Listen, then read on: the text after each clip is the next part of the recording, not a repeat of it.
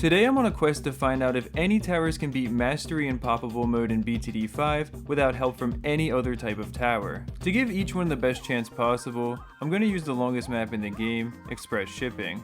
I'll also be enabling the specialist building of each tower, and I also have all the upgrades in my monkey laboratory maxed out. Starting with the dart monkey, you might notice I'm immediately facing blue Bloons on round 1. If you didn't know, that's what Mastery Mode does. It makes every Bloon one rank higher than normal, which will include Moabs and BFBs later on. But for now, I'm just relying on a 2-3 triple dart monkey, which provides a great amount of popping power for its cheap price. I already tested which towers can beat regular Impoppable by themselves, and this single tower went all the way to round 35 before failing. Wanna guess how far it could go this time? Well, still round 26 actually, which is really respectable. Of course I have more money to spend on defense, I just wanted to compare Mastery Mode to normal Impoppable.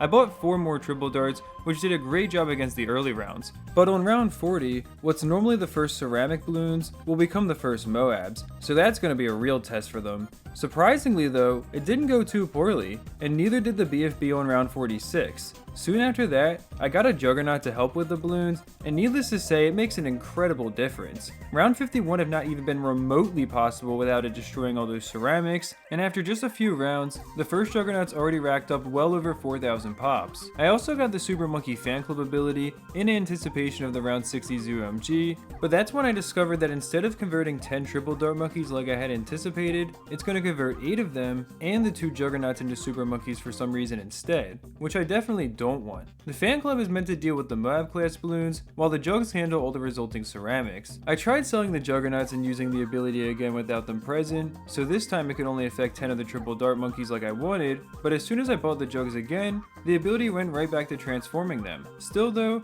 the dart monkeys managed to beat the ZOMG, but they really weren't a fan of the packed Moabs on round 63. So I got a couple more Juggernauts that hopefully won't be transformed, and this seemed to be going better. But then I realized something pretty interesting. Even when the 2 Jugs at the top are getting turned into Super Monkeys, they're still firing their regular projectile along with the Super Monkey darts. So I was actually completely wrong to complain, because this is pretty awesome. With round 63 out of the way now, the end of round 65 is always another good test, especially in Mastery because you have to deal with Moabs, BFBs, and ZOMGs at the end of it. But the dart monkeys are certainly passing that test. I was honestly kind of surprised at just how well they're actually doing through the late game, with the triple dart monkeys and Super Fan Club having high damage per second for the Moabs, and the Jugs having a ton of pierce and ceramic crushing power for everything else. But eventually, things definitely started looking tougher, and I focused on getting as much defense as I could. On round 82, just a few Bloons managed to slip by, but I know it's far from being impossible. So I tried it again while making sure to spend all my money on defense, but somehow a few Bloons still slipped through. So I tried a third time, being careful to fit as much defense as I could in the top corner where it's most effective, and this was finally enough to pull through. But now I know I'm going to have to really be careful in round 84, which has to be the most difficult round in all of Mastery Mode by far. So I played it slow and careful, making sure not to waste any time and continuing to spend all my money on more defense, and the dart monkeys got super close, but just like round 82, they barely failed. So I gave it another try, this time getting a few Juggernauts before I started getting triple darts again, which ended up just barely being enough for them to pull through. And like I said, round 84 really is the hardest in Mastery, because round 85 went down like absolutely nothing. So just like we already knew, the dart monkey really is one of the towers of all time. If you haven't already seen the video where I tested every tower on regular Impoppable, there were many towers that already failed there. And the tack shooter is certainly one of them, as it has no way to detect camo Bloons regardless of whatever upgrade you get for it. That means the sniper monkey is next up, which was successful last time, but I'm really not as sure about Mastery Mode because it's going to be pretty tough to handle the early game and also manage to farm with the supply crate snipers, and the thing is, that extra income is going to be essential for getting through the later rounds. I was trying to do my best just to save up for the semi-auto upgrade that you have to get before getting the supply crate, but I was finding even that to be difficult. By round 38, the snipers started struggling to keep up with the Bloons in general, and round 39 was too much with all the ceramics. So I tried setting all my snipers to target the strongest Bloon on screen instead of the one that's closest to the exit,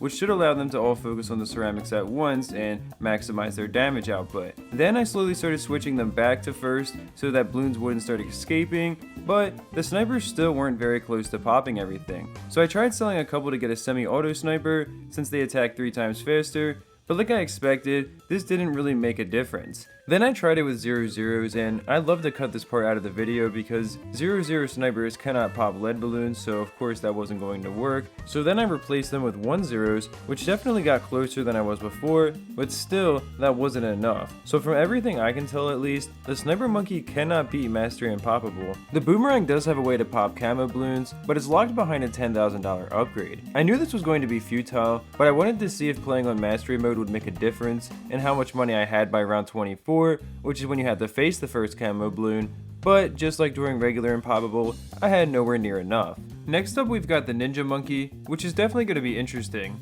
This tower is very powerful in the early game, even on Mastery mode, and a double shot can go pretty far on its own. But on round 22 you have to face the first leads, so I had to sell that tower and replace it with a Flash Bomb Ninja, which is also not too shabby. Then I saved up for a Bloon Jitsu, and this did pretty well against the first Moabs. The BFB on round 46 wasn't too bad either.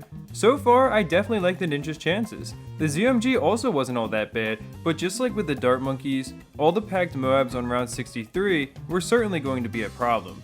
So I sold a Bloon Jitsu in order to get a Bloon Sabotage, and waited to use it at the right time so I could slow down a lot of the balloons at once. But I must have forgotten that this isn't BTD battles, as the ability only slows down newly spawned balloons, not ones that are currently on screen.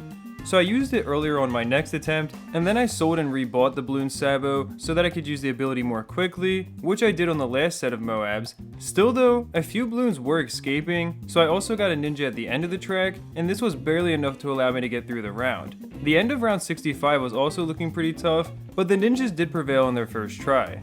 After a little while, they really started cruising as well, and even the ZOMGs weren't surviving very long anymore. Anything weaker than a BFB was just getting absolutely pulverized as well. I know I don't even have the ninjas in the best spots either, with a good amount of their range being wasted.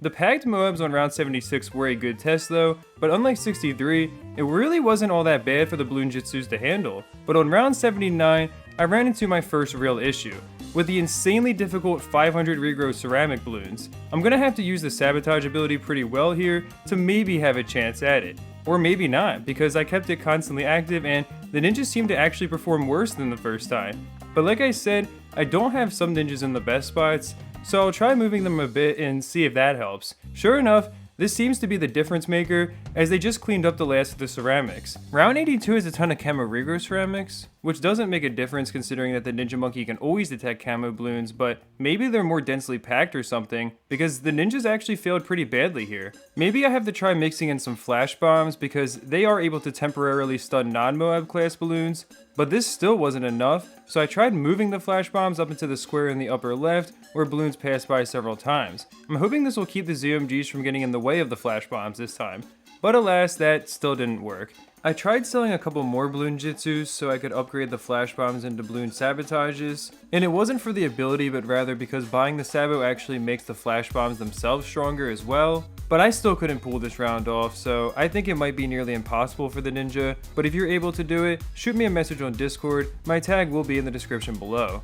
Now the bomb tower has no way to pop camo balloons without the Moab Assassin ability, which you can't afford by round 24, so that's where it fails. When I tested the Ice Monkey on regular Impoppable a couple weeks ago, I couldn't figure out a way to beat the Moab on round 46, so I really don't think it could handle several Moabs by round 40. And speaking of Moabs, the Glue Gunner is the only offensive tower in BTD5 that literally has no way to ever affect Moab class balloons, so it automatically fails. Now, even though I failed with the Buccaneer on regular Impoppable, a couple other people in my comment section said they were able to pull it off by using a water map instead of placing portable lakes on express shipping like I did, so I'm going to try them out on Flooded Lane, because the map is just Monkey Lane but with water everywhere instead, which is kind of perfect for our case, and shout out to Metroid Fan 717 for letting me know that this is the map they used in order to beat regular Impoppable using only the Buccaneer. Now thankfully this tower is very cheap and powerful in the early game, even on Mastery mode, and a single 2-1 Buccaneer was able to easily last until I could afford a destroyer on round 20.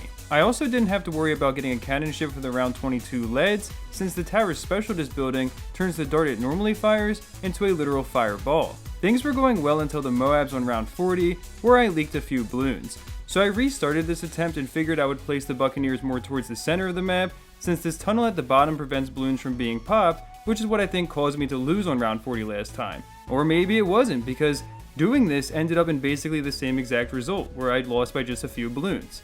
Interestingly though, I am able to beat this round if I use portable lakes on express shipping, since the destroyers have way more time to deal damage, so I guess flooded lane is only better for rounds where you have densely packed regrow balloons and need to destroy them quickly. I figured I would see how much further this attempt could go, and round 49 became a really big choke point for me, so I tried switching the destroyers from first to strong so that they could focus on the Moabs, then switching them back to first before I ended up leaking a ton of balloons. This got closer than my previous attempts had been, but it still wasn't enough. So I tried moving the destroyers more towards the center of the map so I wouldn't be wasting any of their range, but this still wasn't enough. So then I figured I would try selling everything to get an aircraft carrier, only to realize I actually couldn't afford it, so then I went with my last plan instead. The Monkey Pirate's ability allows you to sink any balloon up to a BFB in one go, so I could keep on buying that tower, using the ability, and then selling the tower and rebuying it to get the ability back immediately, and do the same thing over and over until all the Moabs are gone. Well, I accidentally just used one of the portable lakes abilities instead, so I gotta restart this attempt. My micro was also terrible anyways there, so I don't really care about that, but alright, here we go. This time I'm gonna get every single Moab, and you gotta be kidding me. Just a few balloons are gonna escape this time. Alright then, let's try that again. This time my micro has definitely been better than before, and now it's actually going to be regrow ceramics taking me out. So let me try repositioning the destroyers once again, and I'm messing up the micro, but of course, just a couple small balloons are going to end up leaking. Finally, I was quick enough to use the Monkey Pirate ability on all the Moabs, then sell the tower one last time to replace it with a couple destroyers that could handle all the regrow ceramic balloons at the end of the round. But I'm gonna have to babysit this tower for every round onwards so I can keep on using the Monkey Pirate ability when I need it, like right here on the very next round. Round 51 had the very same issue as 49, where it's difficult to deal with all the Moabs and then also pop all the regrow ceramic balloons. But all I had to really do was reposition my destroyers for the 10th time, and then everything was smooth sailing. I really don't like how the Buccaneer forces you to babysit it with the Monkey Pirate's ability, but at least it was getting me through the rounds, and it didn't take very long to reach the point where I no longer really had to worry about using it, as I now had enough destroyers to really get through all of the Moabs and BFBs, and this definitely came at a good time because pretty soon I'm also going to be facing a ZOMG, which the Monkey Pirate's ability cannot do anything against. Surprisingly though, my army of destroyers actually shredded the ZOMG quite easily. But the real test is going to be the packed Moabs coming in just a couple more rounds. Sure enough, they were a bit too much. I really wonder if using the Monkey Pirate's ability on these Moabs would even make a difference because there's so many of them. Well, yeah, it actually does. You just gotta be quicker than I was on my first attempt. I also got an aircraft carrier to see if that could help because I had failed several more times at this point, but that actually performed a lot worse for me. I have a lot of trouble focusing when I try to perform micro, so I was really proud of myself for not really messing up and actually keeping a good pace for a whole minute on this attempt, but alas, I guess I should have sold a few destroyers near the entrance and placed them at the end because I ended up suffering this rather frustrating defeat. I spent a solid hour trying on this round, and each time I got close, this is what always ended up happening. If you have better micro or a better strategy than me, it definitely could be possible to beat this round, but I really don't think there's any shot of beating 500 regrow ceramics or 50 BFBs and 10 ZOMGs, both of which you would have to face pretty soon after this. The Monkey Ace is the first tower that you can't even afford to get on round 1, and it's a real shame too, because with the special disc building enabled, you're only $5 short. Of course this also goes for the Super Monkey, so it's gonna have to be the Wizard Monkey that we try next. A lot of people consider this a pretty mid tower, but there's a reason that it's so popular when you first start off. It can easily handle all the early Bloons as a 1-1 tower, which allows you to quickly afford the Lightning Bolt upgrade, and on beginner maps like Express Shipping, that upgrade is incredibly powerful. I also got a second Lightning Wizard, and my hope is to be able to save up for the Dragon's Breath, which I really think I'm going to need for ceramics and especially Moabs that are going to be coming out soon from now. When I tried Wizard Monkeys on regular Impoppable a couple weeks ago, I underestimated the Dragon's Breath and ended up having to rely on it just to survive through the last few rounds. You can see how much the 2-2 Lightning Wizards are struggling against ceramics, so I was thankful to barely be able to afford a Dragon's Breath before round 40 began. Thanks to having a much higher damage per second, it performs way better against these ceramic balloons, and even the Moabs are also getting taken care of, although just a couple balloons are going to be able to escape. So I got another wizard near the end of the track, which ended up being just barely enough. But on round 43, the same thing happened, with just a few balloons slipping by my defenses.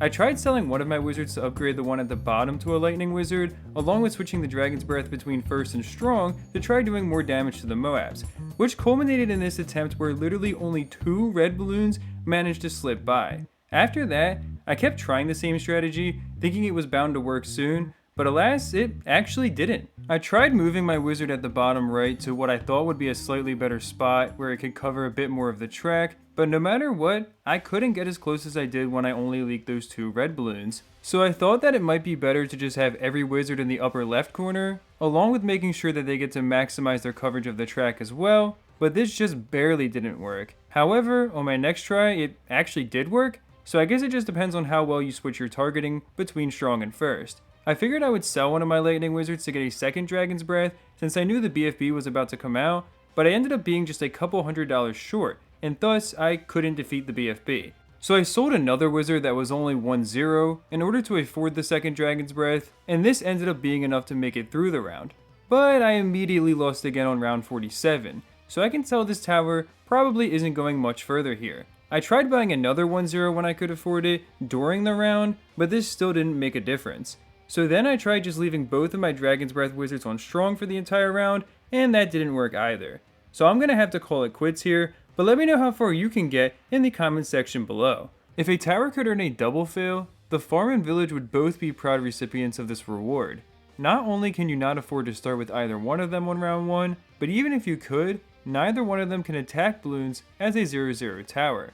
That brings us to the Mortar, which did end up being successful in regular Impoppable. You might notice something that looks a bit strange though, which is that the Mortar now has targeting options, and that's thanks to its specialist building. I think I want to keep it on strong, kinda like you would with a sniper, so that I can get the maximum damage output possible. I also want to go for this Bernie stuff upgrade as soon as possible, because that should be very powerful for its price. But with the way we're already struggling against yellow balloons, I'm not sure how much I like this tower's chances. But hey, after a little bit, things are actually starting to look up.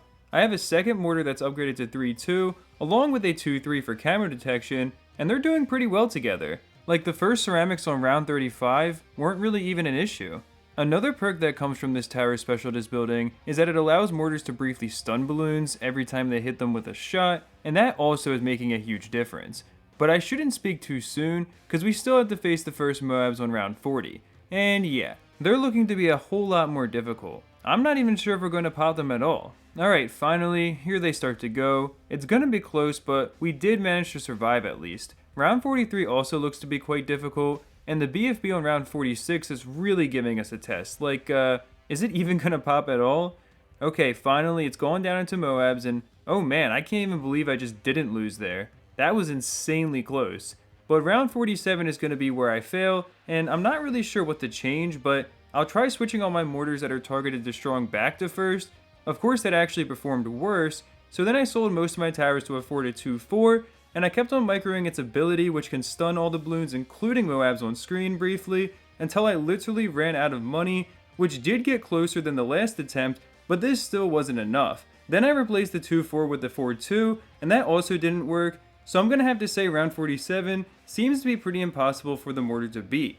Unfortunately for the dartling gunner, it's too expensive to afford on round 1, which means that the spike factory is up next. This tower is capable of beating regular Impoppable, but I'm not so sure about Mastery Mode. I don't even know if I place it far enough back, so if I end up failing early on, I'll just have to restart this attempt.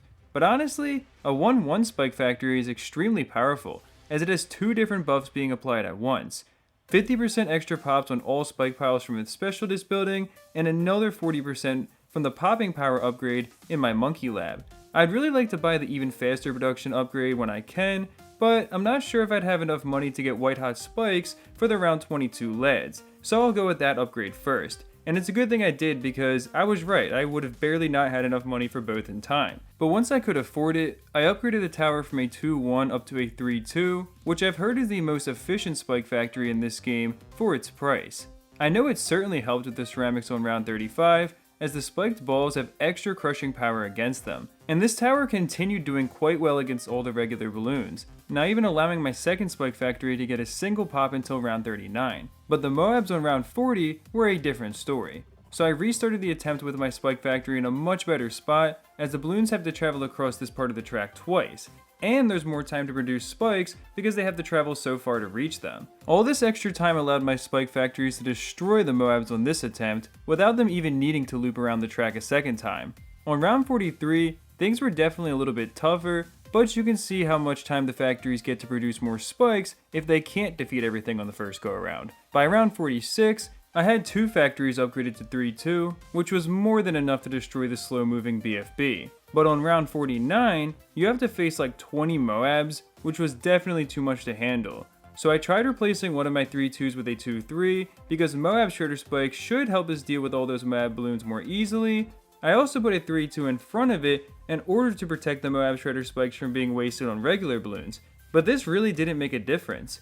So I'm gonna have to say round 49 seems to be pretty impossible for the Spike Factory to beat. Thankfully, the helicopter is the last tower that is too expensive to afford on round 1, and I'm actually pretty hopeful about the Monkey Engineer going all the way. With the super sentries you get from its specialist building, a single 1-0 tower, which barely costs over $1,000, can easily defend the early game, but I do have to get the cleansing foam upgrade in order to take care of the round 24 camo, and I want to get the balloon trap as soon as I can as well. Not only is it incredibly powerful against regular balloons, but it also generates extra income, which is going to be the key to getting past the Moabs on round 40. My engineer definitely isn't in the best spot to take advantage of this income generation though, as the turrets keep destroying the balloons too quickly. So I tried moving it back a little bit, which definitely helps some, but this is still far from being ideal. However, as the stronger balloons came out, I was able to fill the trap several times, and I definitely had some extra money by round 40. I tried spamming down a bunch of 1-0 engineers, but I think I was too slow, and I probably also want to have a second balloon trap further down the track where balloons pass by twice. Yeah, getting that second balloon trap was definitely the key to winning here. The amazing thing about the engineer is that unlike every other tower, it's actually benefiting from the balloons becoming stronger so quickly on Mastery Mode, as I'm able to generate more income with my balloon traps. Like round 43 was absolutely no problem for them. I figured I should also sell all my engineers near the entrance besides the balloon trap, because all the turrets are taking away so much of my potential income now. Instead, I can spread the 1-0s around the track, and surprisingly this actually did pretty well against the BFB, and for the first time, I'm actually saving up quite a good bit of money while continuing to survive through rounds that most towers had been failing miserably. Before I even had to face the ZOMG, I could tell the engineer is likely going to win the whole thing. In a single round, I was able to make 10,000 from the balloons. I figured I should use this money to upgrade some of my 1-0s into 1-3s, and yeah, the ZOMG got beaten pretty fast. Of course, there's still the packed Moabs on round 63, and while they were putting up more of a fight, the engineers handled those as well. Round 65 was tougher than I expected, but that would also fall, and even without me bothering to collect the traps much, I quickly had over 100,000 saved up, while my defense continued shredding through the balloons.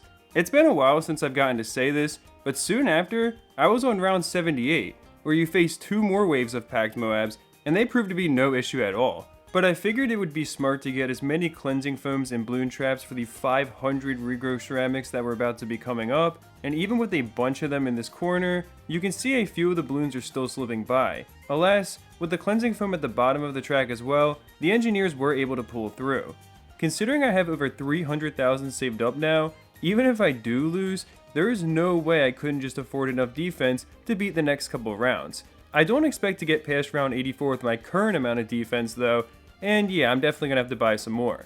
But all these turrets are in my way, so I gotta sell a bunch of them to fit enough engineers down, although I won't sell the ones near the front of the track, because it does take a second for the sentries to actually appear once you begin the round. And yeah, as you can see, at first, there are barely any at the back of the track, but as the new engineers produce their sentries, the track quickly becomes flooded by them.